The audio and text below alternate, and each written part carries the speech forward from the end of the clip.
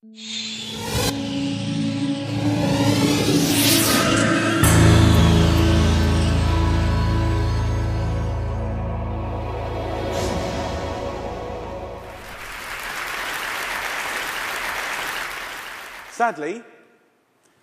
in the next 18 minutes when I do our chat, 4 Americans that are alive will be dead through the food that they eat. My name's Jamie Oliver. I'm 34 years old. I'm from Essex in England. And for the last 7 years, I've worked fairly tirelessly to save lives in my own way. I'm not a doctor. I'm a chef. I don't have expensive equipment or medicine. I use information, education.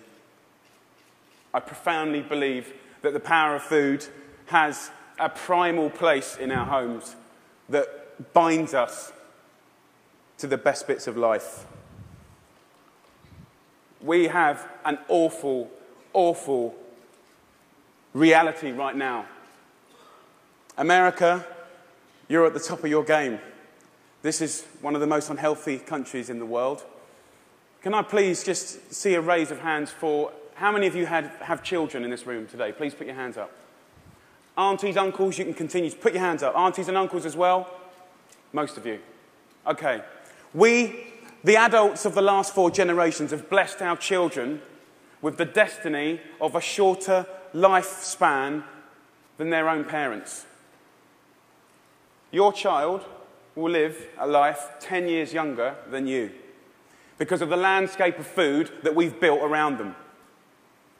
2/3 of this room today in America are statistically overweight or obese. You lot, you're all right, but we'll get you eventually, don't worry. Right?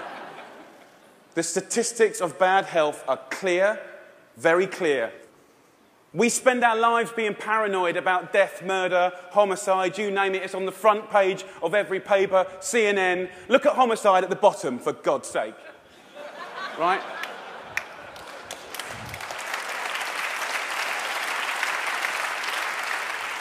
Every single one of those ones in the red is a diet-related disease. Any doctor, any specialist will tell you that. Fact. Diet-related disease is the biggest killer in the United States right now, here today. This is a global problem.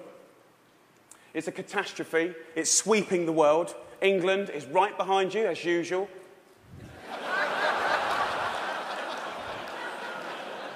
I know they were close, but not that close.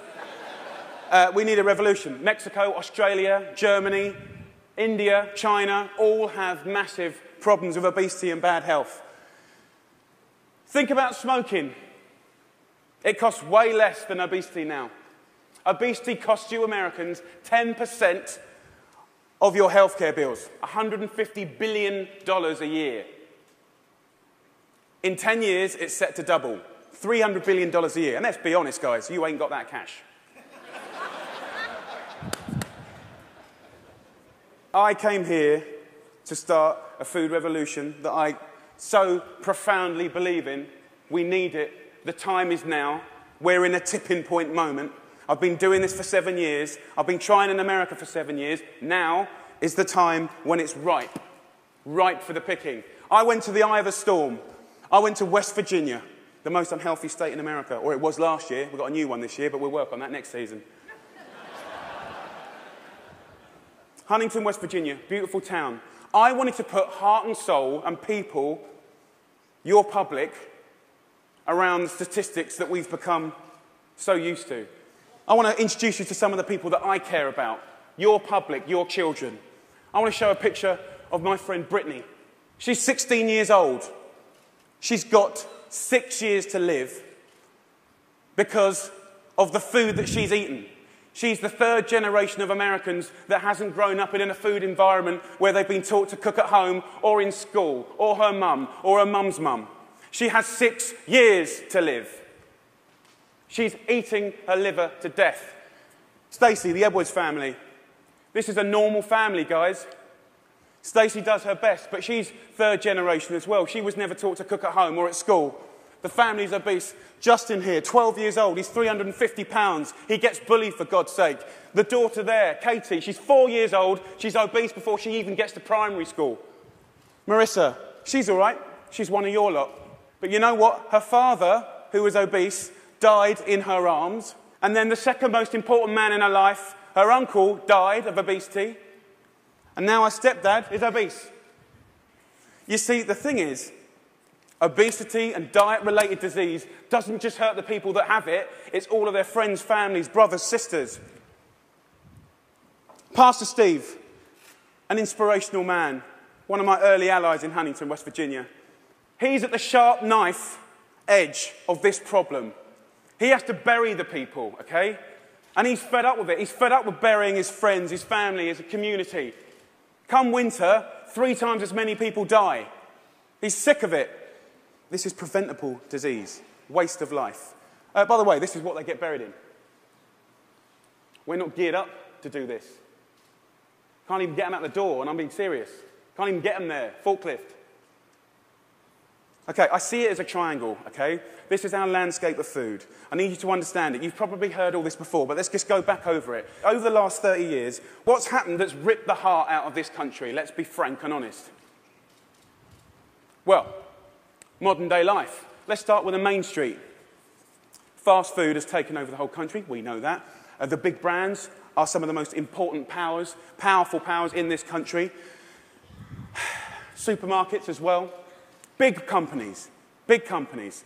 30 years ago, most of the food was largely local and largely fresh. Now, it's largely processed and full of all sorts of additives, extra ingredients, and you know the rest of the story. Portion size is obviously a massive, massive problem. Labelling is a massive problem. The labelling in this country is a disgrace. They want to self-police themselves. The industry want to self-police themselves. What, in this current climate? They don't deserve it. How can you say something is low fat when it's full of so much sugar? Home. The biggest problem with the home is that used to be the heart of passing on food culture, what made our society. That ain't happening anymore. And you know what, as we go to work and as life changes and as life always evolves, we kind of have to look at it holistically, step back for a moment and readdress the balance. It ain't happening, hasn't happened for 30 years, okay? I want to show you a situation that is very normal right now, the Edwards family. Let's have a talk. This stuff goes through you and your family's body every week. And I need you to know that this is going to kill your children early. How are you feeling? I'm just feeling really sad and depressed right now. That, I want my kids to succeed in life, and this isn't going to get them there. But I'm killing them. Yes, you are. You are. But we can stop that. Normal. Let's get on schools. Something that I'm fairly much a specialist in. Okay, school. So what is school? Who invented it? What's the purpose of school? School was always invented to arm us with the tools to make us creative, be able to do wonderful things, make us earn a living, etc., etc., etc. It's been kind of in this sort of tight box for a long, long time, okay? But we haven't really evolved it to deal with the health catastrophes of America, okay? School food is something that most kids, 31 million a day actually, have twice a day, more than often, breakfast and lunch, 180 days of the year. So you could say that school food is quite important, really, judging the circumstances.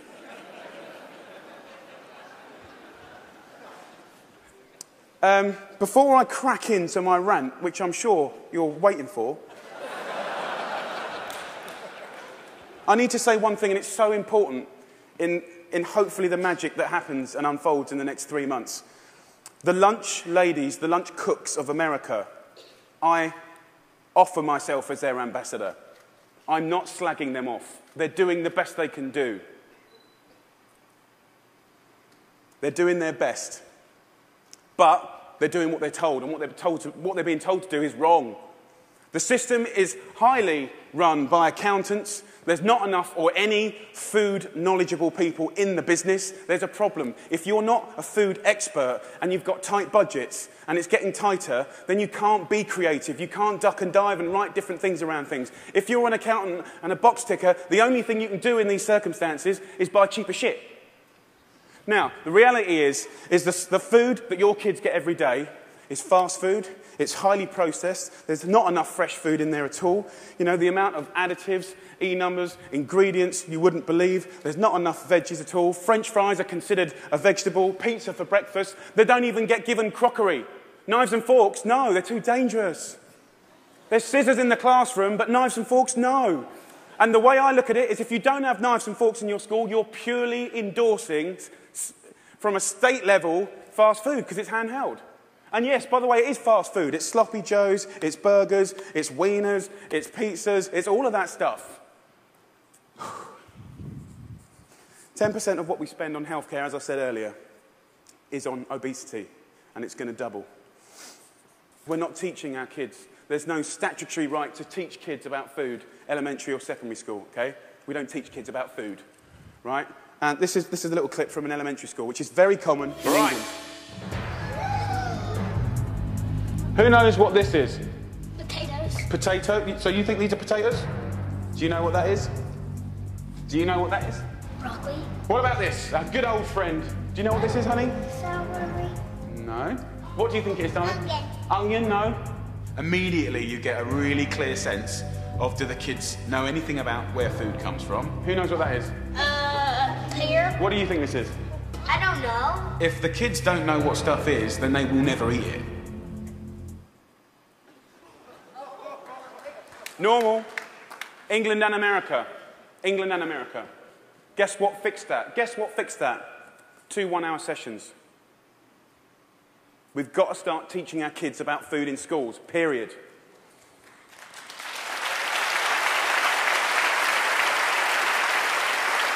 I want to tell you about something that kind of epitomizes the trouble that we're in, guys, okay? I want to talk about something so basic as milk.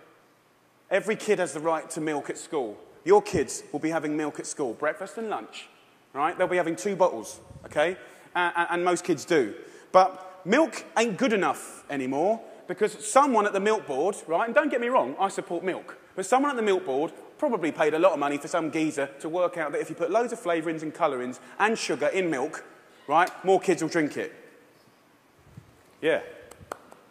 And obviously, you know, now that's going to catch on. The Apple board is going to work out that if they make toffee apples, they'll eat more apples as well. Do you know what I mean? For me, there ain't no need to flavour the milk, okay? There's sugar in everything. I know the ins and outs of those ingredients. It's in everything. Even the milk hasn't escaped the kind of modern-day problems. There's our milk, there's our carton. In that is nearly as much sugar as one of your favourite cans of fizzy pop, and they're having 2 a day. So, let me just show you. We've got one kid here having, 8 tablespoons of sugar a day. There's your week. There's your month. And I've took the liberty of putting in just the 5 years of elementary school sugar just from milk. Now, I don't know about you guys, but judging the circumstances, right, any judge in the whole world would look at the statistics and the evidence, and they would find any government of old guilty of child abuse. That's my belief.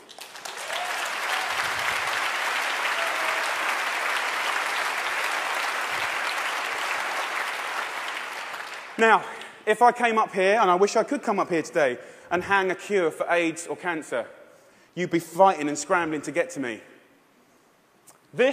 All this bad news is preventable. That's the good news. It's very, very preventable. So let's just think about, we've got a problem here, we need to reboot. Okay, so in my world, what do we need to do? Here's the thing, right? It cannot just come from one source. To reboot and make real, tangible change, so that I can look you in the white of the eyes and say, in 10 years' time, the history of your children's lives, happiness, and let's not forget, you're clever if you eat well, you're going to live longer, all of that stuff, it will look different, okay? So, supermarkets. Where else do you shop so religiously? Week in, week out. How much money do you spend in your life in a supermarket? Love them. They just sell us what we want, all right. They owe us to put a food ambassador in every major supermarket. They need to help us shop. They need to show us how to cook quick, tasty, seasonal meals for people that are busy. This is not expensive. It is done in some, and it needs to be done across the board in America soon and quick. The big brands, you know, the food brands, need to put food education at the heart of their businesses. I know, easier said than done. It's the future. It's the only way. Fast food. With the fast food industry, you know, it's very competitive. I've had loads of secret papers and dealings with fast food restaurants. I know how they do it. I mean, basically, they've weaned us on to these hits of sugar, salt and fat and X, Y and Z, and everyone loves them, right? So these guys are going to be part of the solution, but we need to get the government to work with all of the fast food purveyors and the restaurant industry, and over a 5, 6, 7 year period, wean us off the extreme amounts of fat, sugar, fat, and all the other non-food ingredients. Now, also, back to the sort of big brands, labelling, I said earlier, is an absolute farce and has got to be sorted. Okay, school. Obviously, in schools, we owe it to them to make sure those 180 days of the year, from that little precious age of 4 to 18, 20, 24, whatever, they need to be cooked proper, fresh food from local girls on site, okay? There needs to be a new standard of fresh, proper food for your children. Yeah?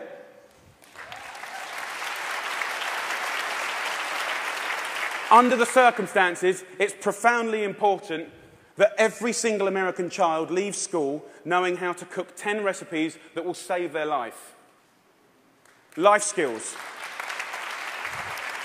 That means that they can be students, young parents, and be able to sort of duck and dive around the basics of cooking no matter what recession hits them next time. If you can cook, recession money doesn't matter. If you can cook, time doesn't matter. The workplace, we haven't really talked about it. You know, it's now time for corporate responsibility to really look at what they feed or make available to their staff. The staff are the mums and dads of America's children. Marissa, her father died in her hand. I think she'd be quite happy if corporate America could start feeding their staff properly. Definitely, they shouldn't be left out. Let's go back to the home. Now, look, if we do all this stuff, and we can, it's so achievable. You can care and be commercial, absolutely. But the home needs to start passing on cooking again, for sure. For sure. Pass it on is a philosophy. And for me, it's quite romantic, but it's about if one person teaches 3 people how to cook something, you know, and they teach 3 of their mates, that only has to repeat itself 25 times, and that's the whole population of America. Romantic, yes, but most importantly, it's about trying to get people to realise that every one of your individual efforts makes a difference. We've got to put back what's been lost. Huntington Kitchen. Huntington, where I made this programme, you know, we've got this primetime programme that hopefully will inspire people to really get on this change. I truly believe that change will happen. Huntington Kitchen, I work with a community.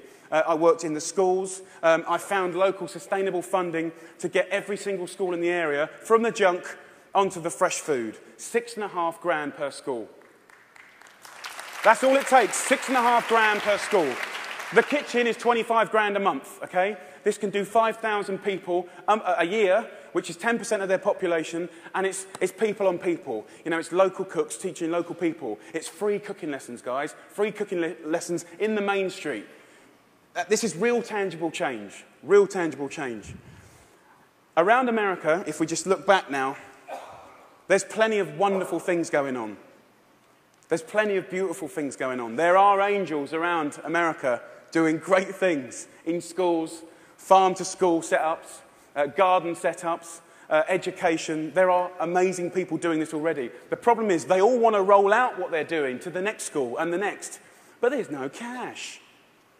We need to recognise the experts and the angels quickly, identify them, and allow them to easily find the resource to keep rolling out what they're already doing and doing well.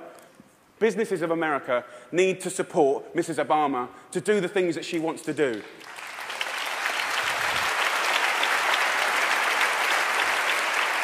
And look, I know it's weird having an English person standing here before you talking about all this. All I can say is I care.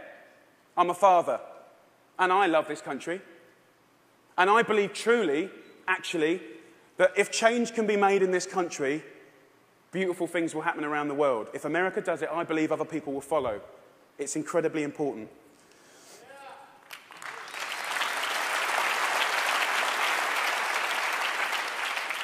When I was in Huntington, trying to get a few things to work when they weren't, I thought, if I had a magic wand, what would I do? And I thought, you know what? I'd just love to be put in front of some of the most amazing movers and shakers in America. And a month later, Ted phoned me up and gave me this award. I'm here. So my wish.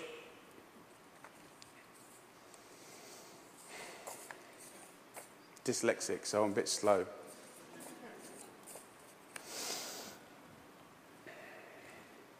My wish is for you to help a strong, sustainable movement to educate every child about food, to inspire families to cook again, and to empower people everywhere to fight obesity.